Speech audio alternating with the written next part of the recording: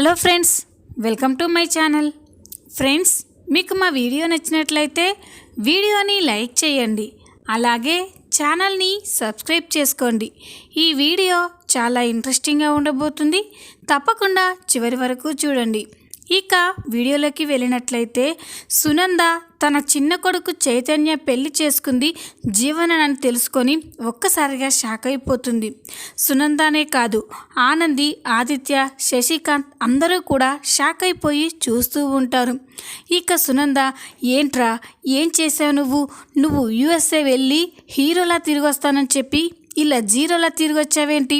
నువ్వు పెళ్లి చేసుకుంది ఎవరినో తెలుసా అని అంటుంది. అప్పుడు చైతన్య, తెలుసుకోవడానికి ఏముందమ్మా, తను జీవన, తను నేను ప్రేమించుకున్నాం, పెళ్లి చేసుకున్నాం. ఇది నా ఇల్లు కాబట్టి ఇక్కడికి వచ్చాను. ఈ ఇంట్లో నాకు స్థానం లేదని చెప్తే మేము వెళ్ళిపోతాం అని చైతన్య అంటాడు. ఇక సునంద, రేయ్, ఇది నీ ఇల్లు, నేను ఎప్పుడూ కూడా ఈ ఇంట్లో నుంచి వెళ్ళిపోమని చెప్పలేదు. నువ్వే కావాలని వెళ్ళిపోయావు. ఇప్పుడు మళ్ళీ నువ్వే కావాలనుకొని వచ్చావు కదా, అలాంటప్పుడు ఈ ఇంట్లోకి వచ్చే హక్కు నీ కాక ఇంకెవరికుంటుందిరా? నువ్వు నిశ్చింతగా లోపలికి రావచ్చు అని సునంద చెప్పగానే అందరూ కూడా చాలా సంతోషపడతారు.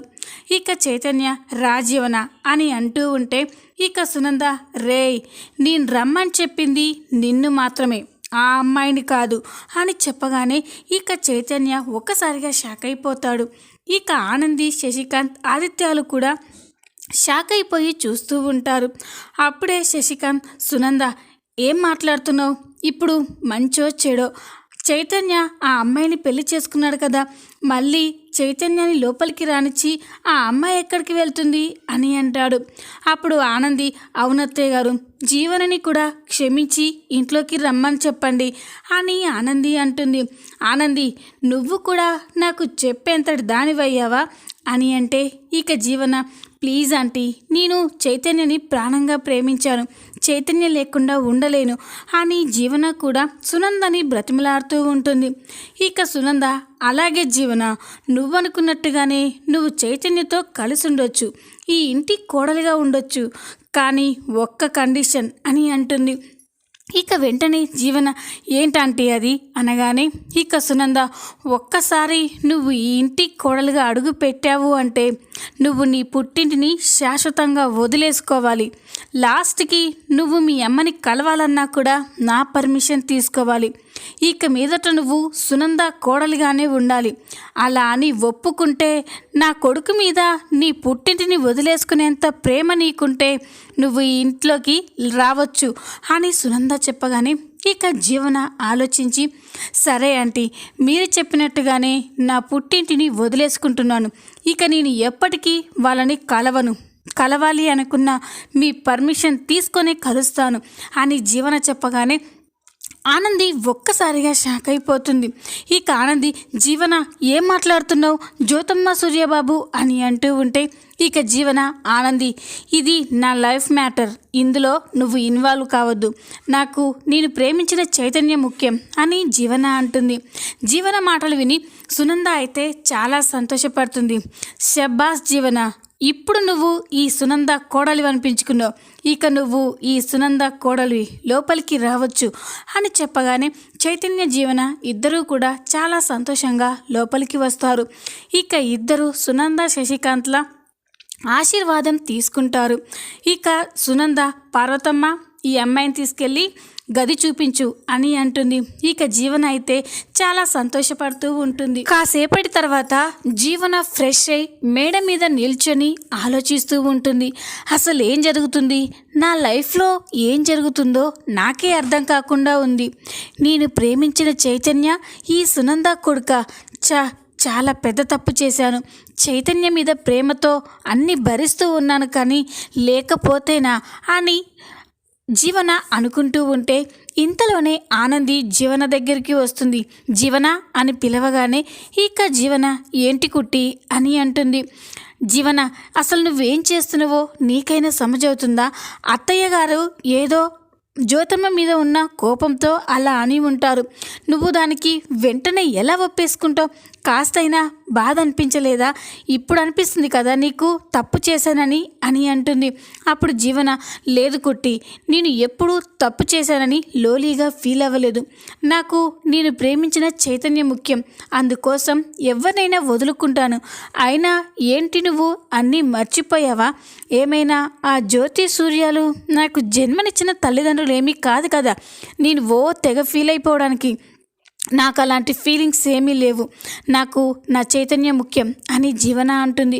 జీవన అలా అనేసరికి ఆనందికి చాలా కోపం వస్తుంది. జీవన, నువ్వు జ్యోతమ్మ సూర్యబాబుల్ని చాలా బాధ పెడుతున్నావు అని అంటే, ఇక జీవన, కుట్టి, మర్యాదగా నా విషయాలలో జోక్యం చేసుకోకు. నా లైఫ్ని నేను డిజైన్ చేసుకోగలను అని జీవన అంటుంది. ఇక మరో పక్క సునంద, శశికాంత్ హాల్లో కూర్చొని మాట్లాడుకుంటూ ఉంటారు. ఇంతలోనే పంతులు గారు ఇంటికి వస్తారు. పంతులు గారు ఇంటికి రాగానే సునంద, పంతులు గారు రండి, మంచి శాంతి ముహూర్తం పెట్టండి అని అంటుంది. అప్పుడే ఇక చైతన్య, జీవన, ఆనంది, ఆదిత్య అందరూ హాల్లోకి వస్తారు. ఇక చైతన్య, ఏంటమ్మా పంతులు గారు ఎందుకు వచ్చారు అని అంటే, ఇక అప్పుడే సునంద శాంతి ముహూర్తం పెట్టడానికి రా అని అంటుంది. అప్పుడు చైతన్య ఏమీ అర్థం కాకుండా, శాంతి ముహూర్తం అంటే ఏంటి అని అంటే, ఇక ఆదిత్య, రేయ్ ఫస్ట్ నైట్కి ముహూర్తం పెట్టిస్తుంది అని చెప్పగానే చైతన్య ఓ అని సిగ్గుపడుతూ ఉంటాడు. ఇక జీవన కూడా సిగ్గుపడుతూ ఉంటుంది.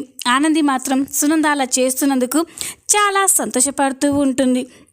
ఇక పంతులు గారు ముహూర్తానికి టైం చూసి ఈరోజే మంచి ముహూర్తం ఉంది అని చెప్పడంతో ఇక అందరూ కూడా చాలా సంతోషపడుతూ ఉంటారు. ఇక సునంద పార్వతమ్మని పిలిచి, పార్వతమ్మ, నువ్వు ఆనంది కలిసి గది రెడీ చేయండి అని అంటుంది. ఇక పార్వతమ్మ, ఆనంది సరే అని చెప్పి గదిని రెడీ చేస్తూ ఉంటారు. మరోపక్క జీవన అయితే చాలా అందంగా పెళ్లి కూతుర్లా ముస్తాబవుతూ ఉంటుంది. ఇక చైతన్య కూడా గదిలో జీవన కోసం ఎదురు చూస్తూ ఉంటారు. రాత్రి కాగానే ఇక ఆనంది జీవనని గదిలోకి పంపిస్తుంది. ఇక జీవన సిగ్గుపడుతూ లోపలికి వెళ్తుంది. చైతన్య జీవనని చూసి రా జీవన అని పిలవగానే ఇక జీవన సిగ్గుపడుతూ లోపలికి వెళ్తుంది. చైతన్య జీవన చేతిలో పాల గ్లాస్ తీసుకోగానే జీవన సిగ్గుపడిపోతూ ఉంటుంది. ఇక చైతన్య ఆ పాల గ్లాస్ తీసుకొని నేలపై పోస్తూ ఉంటాడు. అది చూసి జీవన ఒక్కసారిగా షాక్ అయిపోతుంది. చైతన్య, ఏం చేస్తున్నావు అని అంటే, ఇక చైతన్య, ఇంకా అర్థం కాలేదా జీవన, నీకు నాకు మధ్యన లక్ష్మణ రేఖని గీస్తున్నాను అని చెప్తాడు. అది విని జీవన ఒక్కసారిగా షాక్ అయిపోతుంది. ఇక చైతన్య, ఏంటి జీవన, ఇంకా అర్థం కాలేదా అని అంటే, ఇక జీవన, ఏంటి చైతన్య, నీ మాటల్లో తేడా కొడుతుందేంటి అని అంటే, ఇక చైతన్య, ఇప్పటికీ తెలుసుకున్నావా జీవన నా మాటల్లో ప్రవర్తనలో తేడాని అని అంటే, ఇక జీవన, ఏంటి చైతన్య, ఏమంటున్నావు నువ్వు అని అంటే, ఇంకా నీకు అర్థం కాలేదా జీవన, నేను నిన్ను మోసం చేశాను అని చెప్పగానే జీవన షాక్ అయిపోతుంది. చైతన్య, ఏంటి నువ్వనేది, నీకోసం నేను నా తల్లిదండ్రులని నా ఫ్యామిలీని వదిలేసుకొని వచ్చాను అని అంటే, చూడు జీవన, నువ్వు వదిలేసుకొని రాలేదు, నేనే వాళ్ళని నువ్వు వదిలేసేలా ప్లాన్ చేశాను అని చెప్పగానే జీవన ఒక్కసారిగా షాక్ అయిపోతుంది. ఇక అప్పుడే చైతన్య, ఏంటి అర్థం కాలేదా, ఇదంతా ఒక ట్రాప్, నిన్ను నేను ట్రాప్ చేసి ప్రేమించాను, ఏదో నీ అందాన్ని చూసి, నీ ఆస్తిని చూసి, నీ చదువుని చూసి ప్రేమించాను అనుకున్నావా, నీపై పగ తీర్చుకోవడానికే నిన్ను ప్రేమించాను, కావాలని పెళ్లి చేసుకున్నాను, నీ కుటుంబానికి నిన్ను దూరం చేశాను అని చెప్పగానే జీవన షాక్ అయిపోతుంది. ఎందుకు ఇదంతా చేశావు, నేనేం ద్రోహం చేశాను అని జీవన అంటుంది. నువ్వే చేశావు, నీ వల్ల నా కుటుంబం ఎంతో నష్టపోయింది, ముఖ్యంగా నా అన్నయ్య ఆదిత్య, నీ వల్ల ఈరోజు తను కుర్చీలో వీల్ చైర్లో తిరుగుతున్నాడు, తను ఎక్కడికైనా వెళ్ళాలి అంటే ఒక మనిషి సపోర్ట్ తీసుకునేంతలా, అందుకే నేను నీకు ఈ శిక్ష విధించాను అని అంటాడు. చైతన్య, మీ అన్నయ్యకి యాక్సిడెంట్ చేసింది నేను కాదు, మా మమ్మీ చేస్తే నువ్వు నన్ను శిక్షించడం ఏంటి అని అంటే, చైతన్య, అబద్ధాలాడకు జీవన, మా అన్నయ్యకి యాక్సిడెంట్ చేసింది మీ అమ్మ జ్యోతి కాదు, నువ్వే అని చెప్పగానే జీవన ఒక్కసారిగా షాక్ అయిపోతుంది. ఇక వెంటనే ఏంటి చైతన్య, ఏమంటున్నావు నువ్వు అని అంటే, చైతన్య నాకు అన్ని విషయాలు తెలుసు జీవన, నువ్వే మా అన్నయ్యకి యాక్సిడెంట్ చేసి కాలు పోయేలా చేసావు అని అనగానే ఇక జీవన స్టన్ అయిపోతుంది. ఇక వెంటనే కంగారు పడుతూ ఈ విషయం నీకెలా తెలుసు అని అంటే, ఇక చైతన్య నేను మా అమ్మ మాటని కాదని యుఎస్ అక్కడికి వెళ్ళాకే అర్థమైంది అమ్మ నాన్న అన్నయ్య రిలేషన్షిప్ వాల్యూ ఏంటో.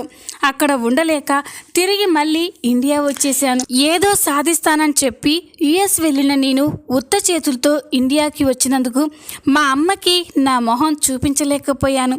అందుకే నా బాధనంతా మా అన్నయ్యతో చెప్పుకోవాలి అని ఆ రోజు రాత్రి మా అన్నయ్యని నేనే అక్కడ వెయిట్ చేయమని చెప్పాను. మా అన్నయ్య కోసం నేను తీరా అక్కడికి వచ్చేసరికి నువ్వు కార్లో వచ్చి మా అన్నయ్యకి డాష్ ఇచ్చి వెళ్ళిపోయావు. మా అన్నయ్య అక్కడ యాక్సిడెంట్ చేయడం కాదు జీవన, కానీ మా అన్నయ్యని నువ్వు పట్టించుకోకుండా కనీసం హాస్పిటల్లో జాయిన్ చేద్దామన్న ఆలోచన కూడా నీకు రాలేదు అని చెప్పి ఇక చైతన్య అంటూ ఉంటే జీవన అయితే స్టన్ అయిపోయి చూస్తూ ఉంటుంది. అక్కడ రక్తపు మడుగులో చావు బ్రతుకుల మధ్య ఉన్న మా అన్నయ్యని నేనే ఎవరికీ తెలియకుండా హాస్పిటల్లో అడ్మిట్ చేశాను. మా అన్నయ్య విషయంలో మా అన్నయ్యకి జరిగిన యాక్సిడెంట్ వల్ల తన కాళ్ళు కోల్పోయాడని నీ పైన నాకు ఎంతో కోపం వచ్చింది. కానీ తర్వాత మా అన్నయ్యని నువ్వు పెళ్లి చేసుకోవడానికి ఒప్పుకున్నావని తెలిసి చేసిన తప్పుకి కాస్తైనా ప్రాయశ్చిత్తం చేసుకుంటున్నావని ఊరుకున్నాను.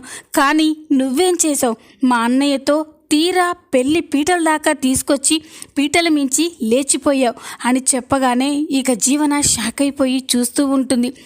ఆ విధంగా మా అన్నయ్యకి కాలు లేకుండా చేశావు, ఈ విధంగా మా ఇంటి పరువునంతా కూడా తీయాలని చూసావు. పాపం ఆనంది చివరి నిమిషంలో మీ అమ్మగారు చేసిన సాయానికి కృతజ్ఞతగా మా అన్నయ్యని పెళ్లి చేసుకుంది. కానీ నువ్వేం చేశావు, పెళ్లి పీటల మించి వెళ్ళిపోయావు అని చైతన్య అంటూ ఉంటే ఇక జీవన అయితే ఒక్కసారిగా కంగారు పడిపోతూ ఉంటుంది. ఇక వెంటనే ప్లీజ్ చైతన్య నువ్వు అలా మాట్లాడొద్దు, నాకు నువ్వు ముఖ్యం. మీ అన్నయ్య కాళ్ళు పోతేనే అతని జీవితం అలా స్పాయిల్ అయిందని మనం ఎందుకు హ్యాపీగా ఉండొద్దు, మనిద్దరం కలిసిందాం చైతన్య అని జీవన చైతన్యని హగ్ చేసుకుంటూ ఉంటే ఇక చైతన్య దగ్గరికి రావద్దు జీవన అని చెప్పి జీవన చెంప పగలగొడతాడు. అది చూసి జీవన ఒక్కసారిగా షాక్ అయిపోతుంది. ఇక వెంటనే నీ కంటికి నేను ఎలా కనిపిస్తున్నాను జీవన, నేను కూడా నీలాంటి యాటిట్యూడ్ ఉన్నవాడిని లెక్కనే కనిపిస్తున్నానా? నాకు నా అమ్మ నాన్న అన్నయ్య వీళ్ళందరి సంతోషం ముఖ్యం. మా అన్నయ్య ఆ స్థితిలో ఉంటే నేను నీతో సంతోషంగా ఉంటానని ఎలా అనుకున్నావు? నేను నీకు విధించే శిక్షే ఇది. అటు నీ కుటుంబానికి ఎలాగో శాశ్వతంగా దూరం చేశాను, ఇక్కడ పెళ్లి చేసుకున్నా కూడా నాకు ఎప్పటికీ దగ్గర కాకుండా చేశాను అని చైతన్య మాట్లాడుతూ ఉంటే జీవన అయితే ఏడుస్తూ ఉంటుంది. ఇక చైతన్య ఇదే నీకు విధిస్తున్న శిక్ష అని చెప్పి ఇక అక్కడి నుంచి కోపంగా వెళ్ళిపోతాడు. ఇక జీవనే అక్కడే కుప్పకూలిపోయి కుమిలి కుమిలి ఏడుస్తూ ఉంటుంది. ఇంతలోనే ఉదయం అవుతుంది.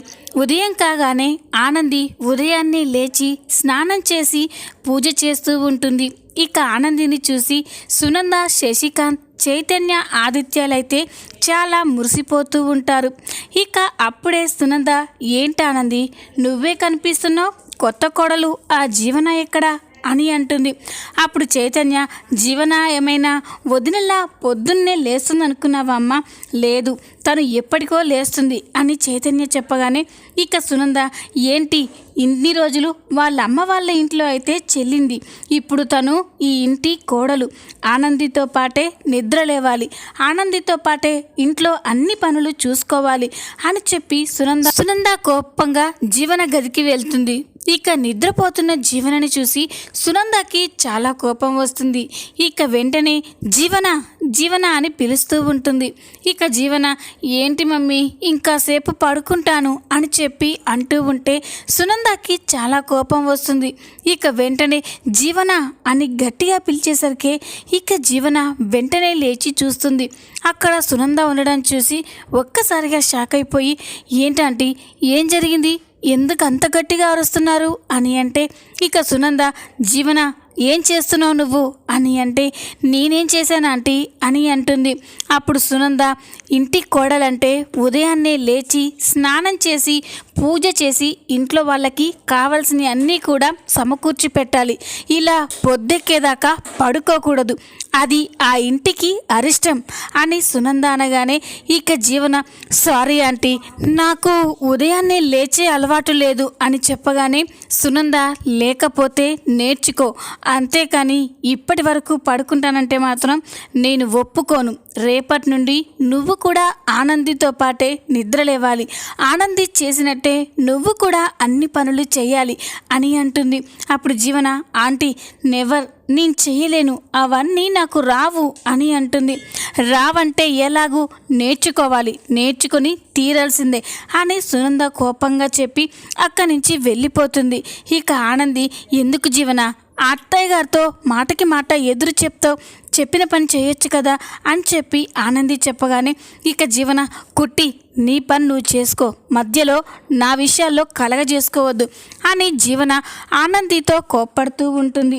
కాసేపటి తర్వాత అందరూ హాల్లో కూర్చొని మాట్లాడుకుంటూ ఉంటారు. సునంద, శశికాంత్, ఆదిత్య, చైతన్య అందరూ కూడా బిజినెస్ గురించి ఏవో డిస్కస్ చేస్తూ ఉంటారు. అప్పుడే ఆనంది వాళ్ళకి కాఫీ తీసుకొచ్చి ఇస్తూ ఉంటుంది. ఇంతలోనే జీవన కూడా మేడ మీద నుంచి వచ్చి సునంద పక్కనే చైర్లో కూర్చొని కాళ్ళ మీద కాళ్ళు వేసుకొని కాళ్ళు ఊపుతూ ఉంటుంది. అది చూసి అందరూ కూడా ఒక్కసారిగా షాక్ అయిపోతారు. ఇక సునంద అయితే జీవన ప్రవర్తనను చూసి చాలా కోపంగా చిరాగ్గా చూస్తూ ఉంటుంది. ఆనంది అది గమనించి ఇక వెంటనే జీవన దగ్గరికి వెళ్ళి చిన్నగా జీవన అత్తయ్య గారు కోపడతారు లే అని అంటే ఇక జీవన ఏంటి కుట్టి ప్రతిదానికి తప్పు తీస్తావేంటి అని అంటే ఇక సునంద జీవన ఏంటి ఆనందిపై అరుస్తున్నావు, ఆనంది చెప్పేది నీ మంచి కోసమే కదా, ఇక్కడ పెద్దలం ఇంతమంది ఉన్నాం, మా ముందే వచ్చి దర్జాగా కాలు మీద కాలు వేసుకొని కాళ్ళు ఊపుతూ ఉంటావా అని అంటే ఇక జీవన అయితే స్టన్ అయిపోయి చూస్తూ ఉంటుంది. ఆంటీ సారీ ఆంటీ అని అంటే ఇక సునంద చూడు, ఇంకొకసారి ఆనందితో అలా మాట్లాడినట్టు తెలిస్తే మాత్రం నేను ఊరుకోను. ఆనంది ఏ పని చెప్పినా కూడా నువ్వు ఆ పని చేయాలి. ఒక మాటకి చెప్పాలంటే ఈ ఇంట్లో నా తర్వాత ఆ స్థానం ఆనందిదే అని చెప్పి సునంద చెప్పగానే జీవన కోపంగా చూస్తూ ఉంటుంది. ఈ విధంగా జీవనకి సునంద ఇంట్లో ఎదురు దెబ్బలు తగులుతూనే ఉంటాయి. ఈ వీడియో కనుక మీకు నచ్చినట్లయితే లైక్ చేయండి, సబ్స్క్రైబ్ చేసుకోండి. Thanks for watching.